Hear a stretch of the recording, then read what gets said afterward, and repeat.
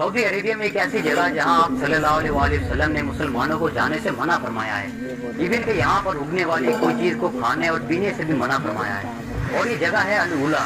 Basically दोस्तों, आज से 3500 साल पहले इस एरिया में कौम समूद रहा करती थी, जिन पर अल्लाह ताला ने हज़रत सालेह अलैहिस्सलाम को पैगंबर बनाकर भेजा था। लेकिन इस कौम ने हज़रत सालेह अलैहिस्सलाम की बात तो नहीं माना और उनके पैगाम को ठुकरा दिया, जिसको देखते हुए आज से 3500 साल पहले इस इलाके में कौम समूद पर अज़ाब आया था। एक हदीस के मुताबिक जब नबी पाक सल्लल्लाहु अलैहि वसल्लम जंग तबूक से वापसी आ रहे थे तो इस मकाम यानी कि अल-उला के इलाके के करीब पहुंचे तो आप यहाँ पर रुक गए और यहाँ के लोगों से मिले। इन लोगों ने जब आप सल्लल्लाहु अलैहि वसल्लम के साथियों को पानी और खजूरें दी तो आपने इन्हें खाने और पीने से मना फरमा दिया और आप सल्लल्लाहु अलैहि वसल्लम ने यह भी कहा कि कभी भी इस जगह में दाखिल ना होना, क्योंकि यहाँ पर एक कौम को अजाब दिया गया था। और आपने ये भी कहा कि मुझे डर रहे कि कहीं तुम इन चीज़ों को ना अपना लो जो कौम समूद में थी। नहीं जाना चाहिए और अपने अमाल पर ध्यान देना चाहिए।